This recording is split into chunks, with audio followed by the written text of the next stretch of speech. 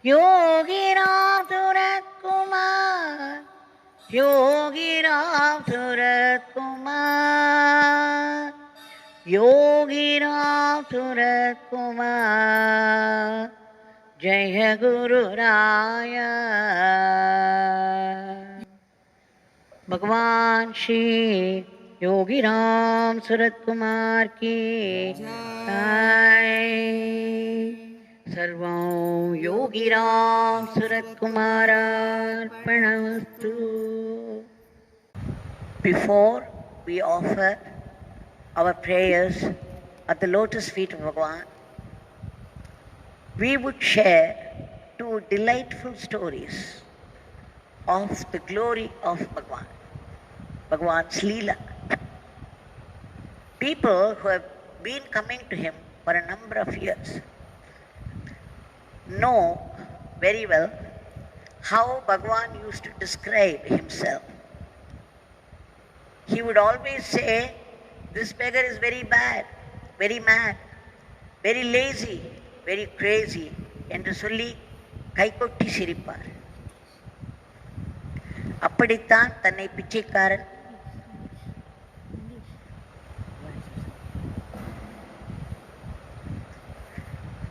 I'm sorry.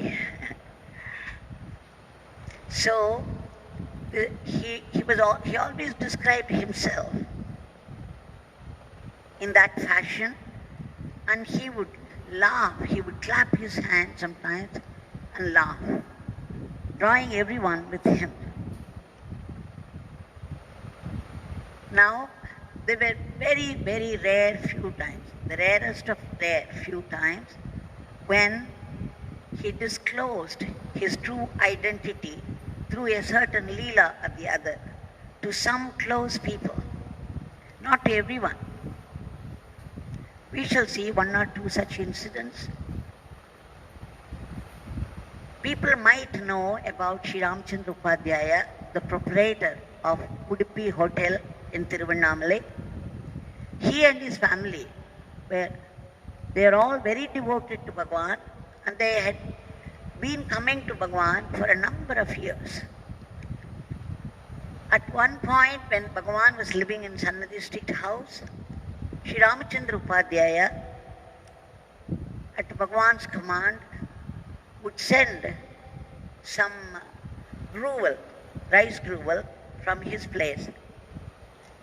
Bhagwan insisted that they must cook it, the family people must cook it themselves, and one of them should bring it to him. Otherwise, he would not accept it. So, true to that, Shri Ramachandra Upadhyaya and his family people, they were sending this gruel every day.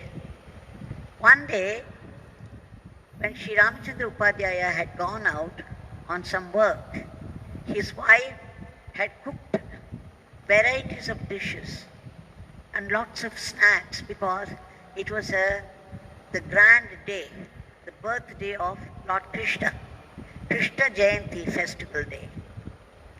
So on this day, people would make varieties of snacks very dear to the heart of Shri Krishna. And she had also prepared the puja particles, was waiting for Shri Ramachandra Upadhyaya to come back home to start. Suddenly, Yogi Ramsuratkumar appeared at the door and walked in very cheerfully and said, "Oh, today is Krishna Jayanti day. Oh, what have you done?" And then he saw those varieties of dishes and the puja preparations. Then he said, "Amma, whatever you have put there before Sri Krishna, please bring them to this beggar." And she happily went and collected all those articles and put them in front of Bhagwan. He said, "This beggar is going to eat all this today." She happily served, and soon Shri Ramachandra Upadhyaya also returned, and both husband and wife very gratefully and happily served all those varieties of dishes meant for Lord Krishna. And they did the puja to Swami. After he relished every item there, he said, clapping his hand, Ramachandra, we have celebrated Krishna Jayanti today. And then he called every family member near and blessed them, saying, Sri Krishna blesses you. Sri Krishna blesses you. Sri Krishna is blessing you. Sri Krishna's blessings to you. So this incident, this very delightful Leela demonstration of his true state, is the rarest of the rare times. Another time, two brothers had come to see Bhagwan in Sannidhi Street House. In the morning, they were sitting opposite to Bhagwan, and Bhagwan was smoking and also was making light conversation with them. Bhagwan, whenever he went to Tapovanam, these people are from Tapovanam, whenever he went there to Tapovanam, he would go to their house and take food from their mother's hand. And so these brothers had come to have darshan. They had planned that they would sit for an hour at the most with Bhagwan, and after that they would go out to a hotel and eat nicely. So 1 hour passed, another half an hour passed. There was no sign of Bhagwan leaving them. So each one made gestures, signed to each other, the sign language.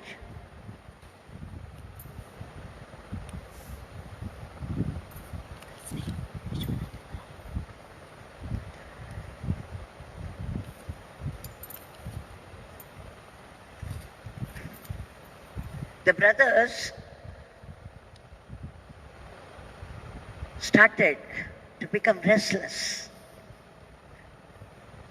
And then the first one, that is, the elder brother is Raman, the younger brother is Vishwanathan.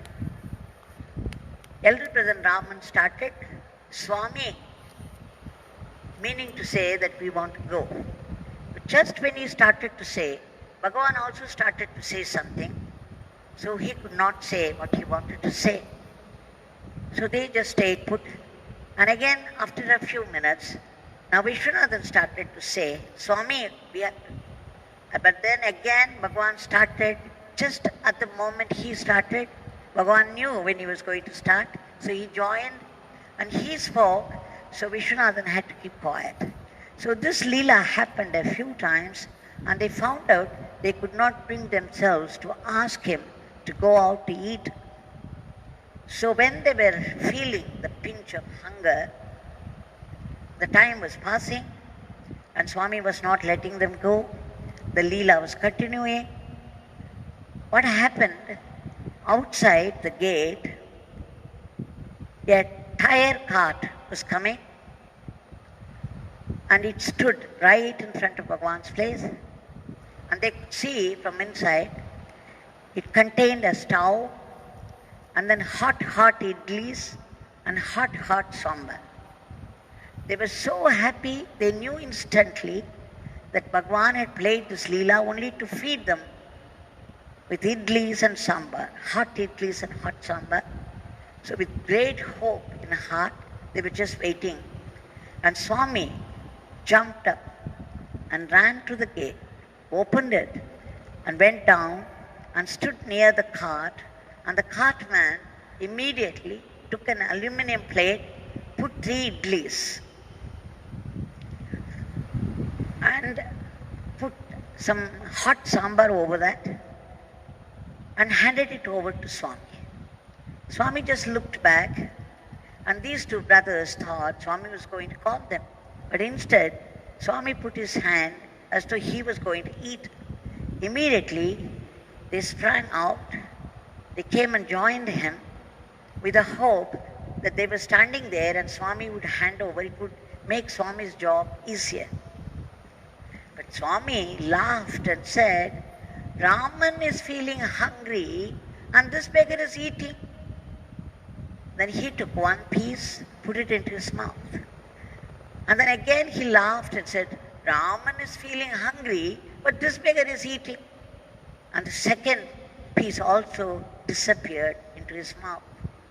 And then the third piece, fourth piece. Every time he never missed saying that Raman is feeling hungry, but this beggar is eating. And he finished all the 3 hot idlis with hot sambar right in front of them, not even giving them one piece. When they were there, so hungry, hunger was eating them up, and they were looking up with such eagerness. It was written well on their faces what they expected. But Bhagwan played this Leela, a demonstration that Raman is hungry, but this beggar is eating. Finally, he told Raman, you have to pay for this. So Raman thought, okay, he wouldn't give me even a little piece, and he's asking me to pay for all this. Okay, Swami is asking, I will give. And then he put his hand into his pocket, and he brought out some money, was about to give, and the cartman said, no, Swami, I gave you, it's a great fortune for me. I will not take any money for this.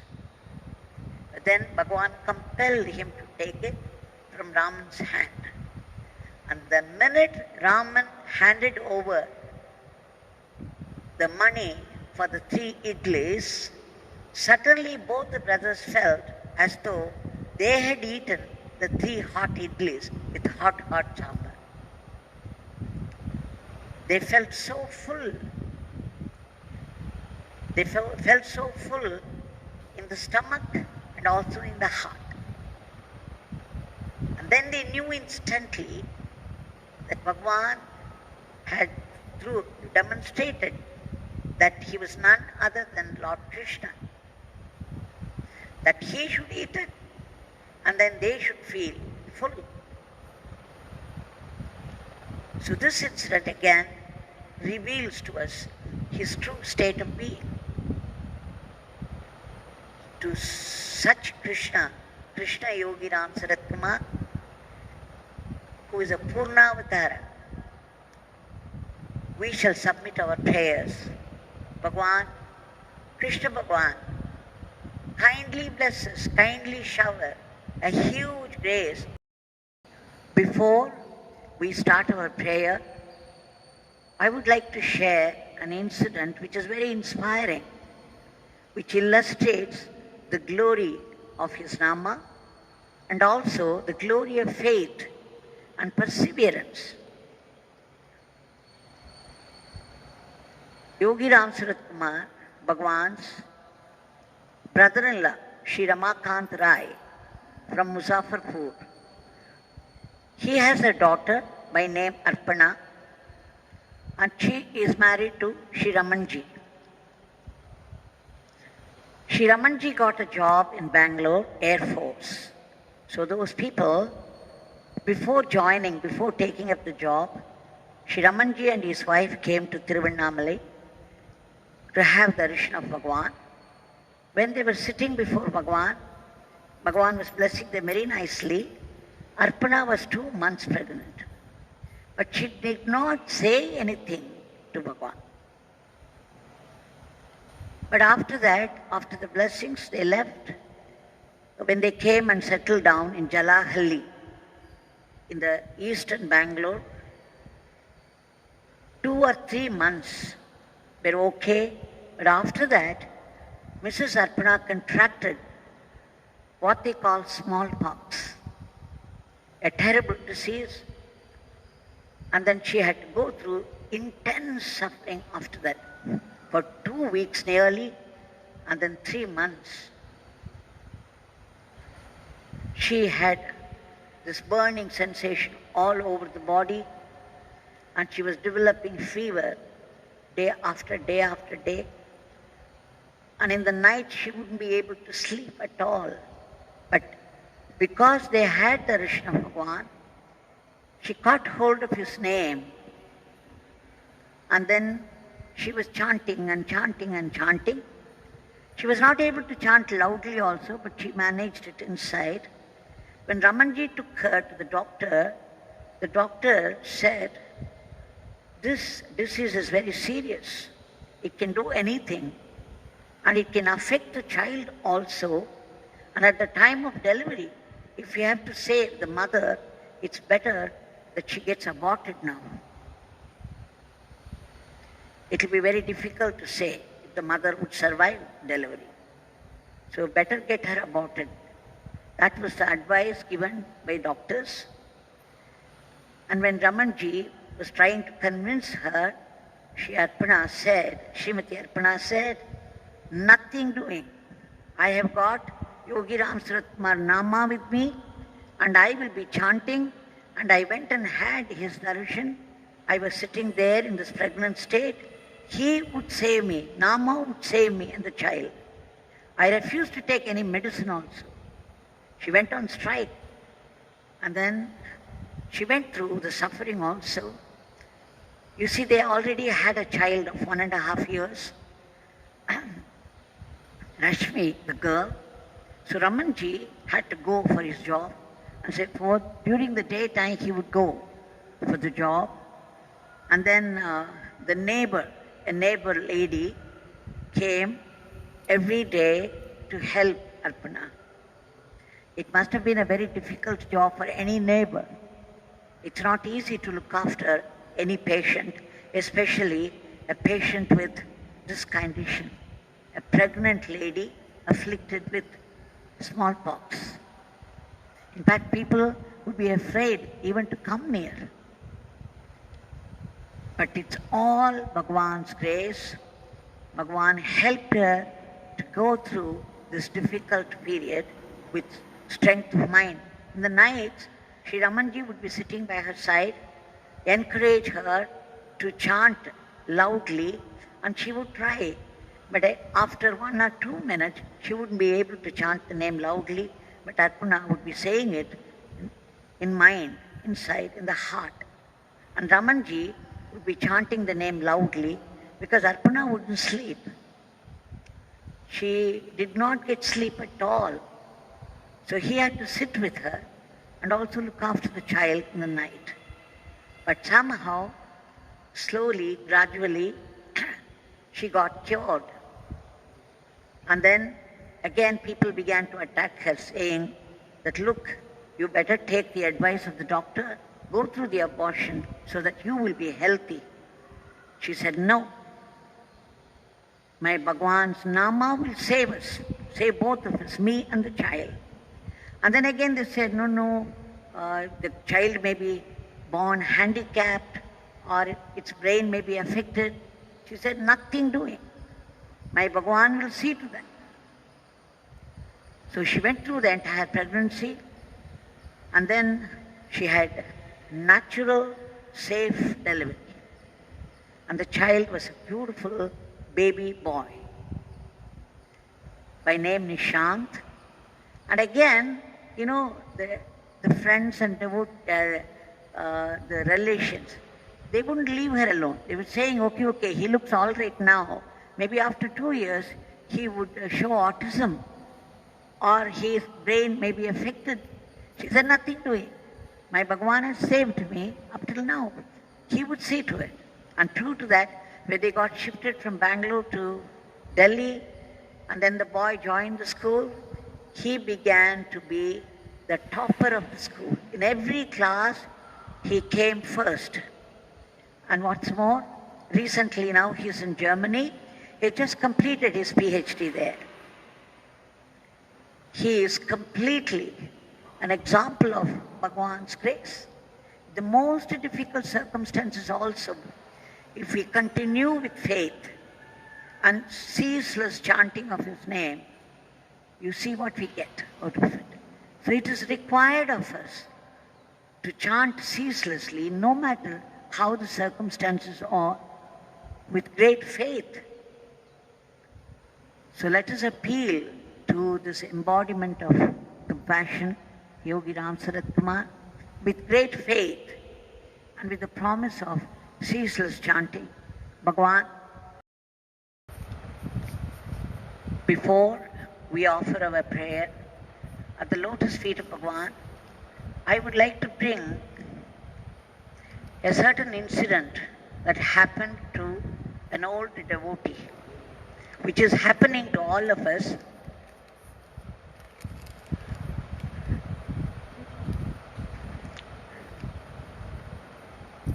Many people who have been coming to Sannidhi Street, in those days, people who were coming to Sannidhi Street would have noticed, could not have helped noticing. Just opposite to Sannidhi Street House, there was a Muslim with a makeshift shop.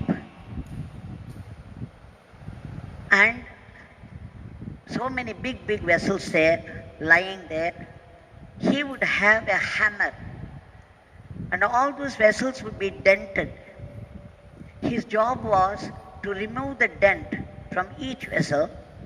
So what he would do, he would take the hammer and bring it down upon each vessel suitably, and that was creating a lot of noise, jarring noise.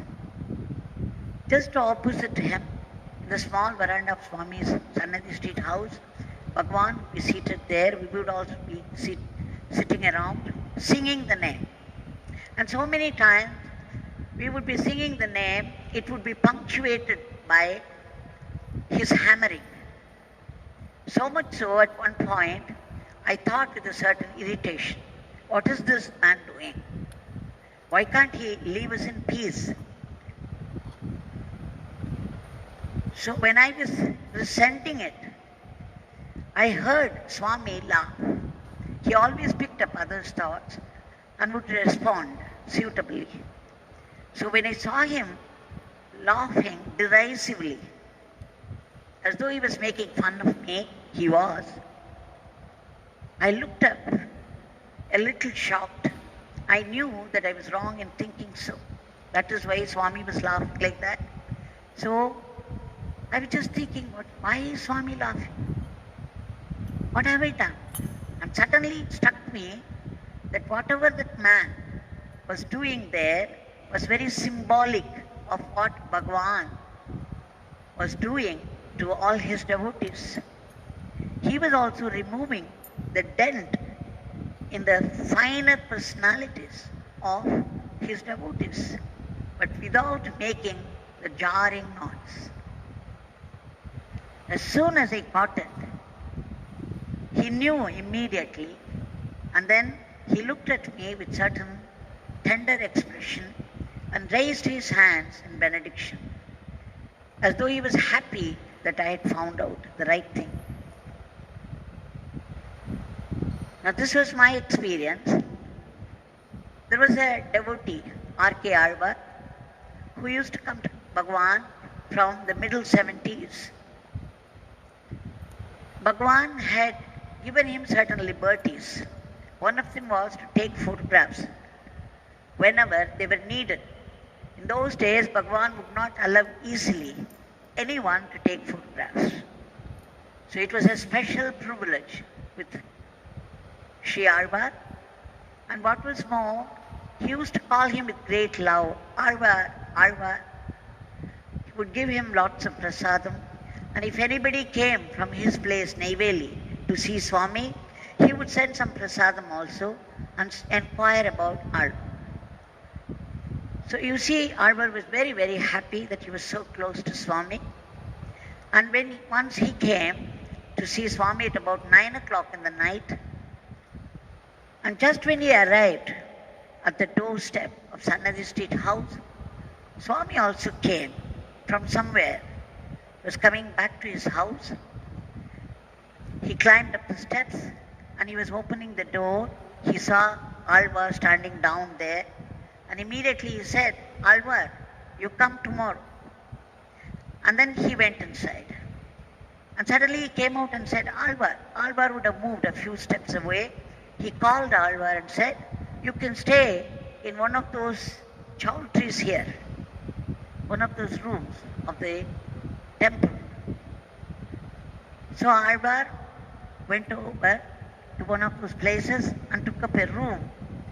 And sometime later, the boy who was with Bhagwan came to his room and said, Swami is calling you. He wants you to come with all your luggage there, that you will spend the night with Swami. So these things were happening one after the other. He was pleasantly surprised, Alwar, and with great happiness he rushed to Swami's place, spent the night with Swami, and again the whole day next day. So all these experiences were behind him. So recalling that, he was waiting to see Swami. This time, he was coming from Chennai. He thought instead of going straight to his place, Neyveli, he would stop at Tiruvannamalai, have darshan of Bhagwan, and then go back home.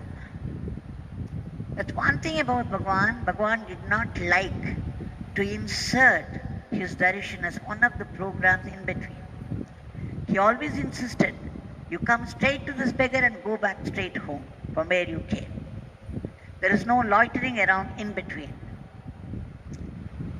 Now this time, he was coming from Chennai on his way back home. So he came at 3 o'clock in the afternoon, and the door was locked, and Alwar was shocked.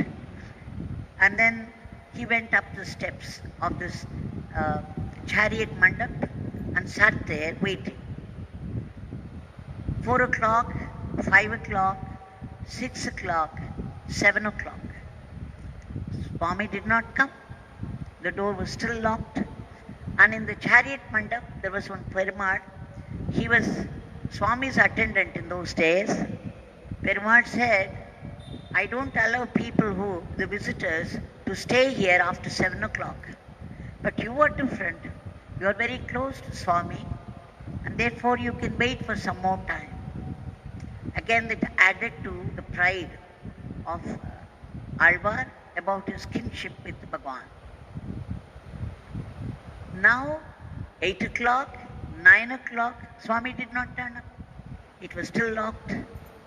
And then Perumal said, Alwarji, you cannot stay here anymore.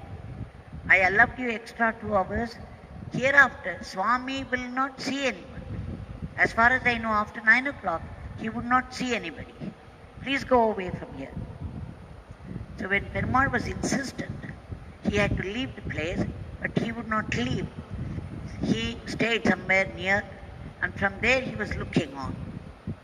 Again, 10 o'clock, 10:30, Swami turned up. It was night 10:30. At long last, Swami turned up. He climbed up the steps, and he was about to open the door, and Alwar rushed there to prostrate. Pat came the reply from Bhagwan, Alwar, this beggar cannot see you now. And then he went inside. He closed the door and went inside. The way Bhagwan said it sternly, once again shocked Alwar. Here he was thinking, like last time, even though Bhagwan came late, he might allow him inside and to stay with him. But this kind of response from Swami was certainly shocking. So he started to cry. He sat there on one of the steps there, Bhagwan's Sannidhi Street House steps, and cried his heart out for 1 hour. When it was 11:30, somehow he felt reconciled, and what was more, he felt humbled. All the time he was thinking with pride that he was very close to Swami, and Swami would definitely see him. And then this kind of treatment put some sense into him. It put him in his place, and Alwar now knew better than taking liberties with Swami. Now he slowly moved away, and the first hotel he could see, he got inside, found a room, and when he went inside, he found that the bed was very dirty, the pillow was dirty. He did not feel like lying down. There was one wooden chair. He sat there, and again he felt like crying, and he cried himself to sleep. And when he got up, it was about 4 o'clock, and then he had a quick bath, and then rushed to see Swami. Again, the door was locked. The door was bolted from inside. Swami was inside. There was no sign of Swami coming out. It was only 4 a.m., early morning. So he went and sat on one of the steps of chariot mandap and waited. Again, 5 o'clock, till 5 o'clock he was waiting, and he was so scared that Swami might not see him at all.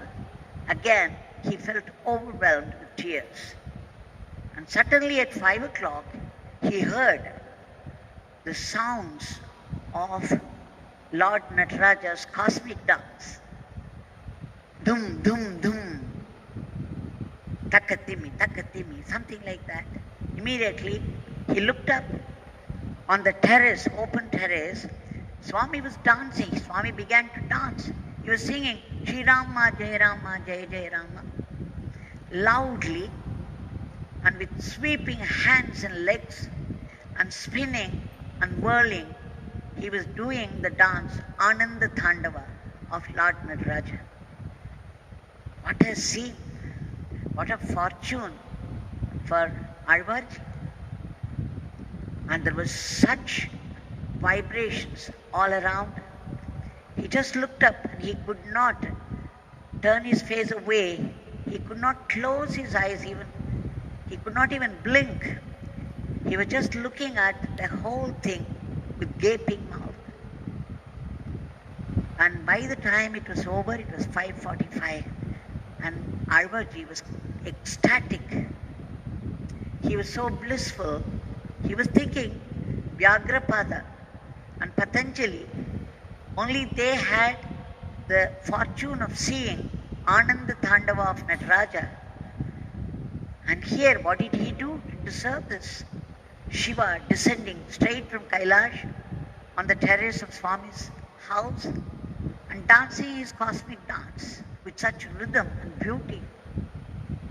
He was completely overwhelmed. And then soon, Bhagwan stopped his dance and gestured to him from there to come. And he came down and opened the gate. And what was more, he put his hand around the shoulders of Alwar and spoke with such love. Alwar, this beggar would spend the whole day with you today. Took him inside, and there was a wedding invitation where from 9 to 10:30 the wedding was to take place, and Swami was to attend that. Swami looked at the wedding invitation and said, Alwar, this beggar wants to spend the whole day with you. This beggar doesn't want to go for this wedding. What love, what compassion pouring out of him, kindness and love, that again was absolutely flabbergasted, absolutely overwhelmed. And he spent the time, the whole day, till about 5 o'clock in the evening with Swami. What compensation. Now, what Yogiji was doing to Alwar, the hammering on his ego, it is happening in everybody's life. It was happening to us when we were moving with Bhagwan, to many of us. And it is happening even now. Swami may not have a body now, may not walk about in the same body, but now he is all pervasive, all knowing and all powerful. And through our life, through external agencies, he gives us a hammering or two now and then to bring us to shape, so that we get prepared for God. This preparation is absolutely necessary. And this is what Swami is doing. And this present situation, the unprecedented present crisis, is one such blow, one such hammering blow from Swami to bring the world to shape. Knowing that the compassion would follow this soon, and knowing that we have to change many of our wrong ways, let us appeal to this boundless compassion of Bhagavan and pray as usual. Bhagavan, O beloved Bhagavan, we appeal to your compassion which is boundless. Before we offer our prayers at the lotus feet of Bhagavan, I would like to share two very interesting incidents with teaching lesson to all of us. One Maniraju, a devotee who was trained to be a lorry driver, after switching over from many institutions, finally arrived at Anand Roadways, Madurai. He began to work there as a bus driver. And there he came to see many people devoted to Yogi Ramsuratkumar. There was regular satsang, regular puja going on in the shed. And then he began to be interested. He also saw how those people progressed in life after coming to the ashram, after Darshan of Bhagwan. So he began to come also with his family. One day, there was some function in the ashram, and bus loads of people had come from Madurai. So he joined them, the fellow workers from the institution where he was working. Many of them had come. The whole ashram was crowded.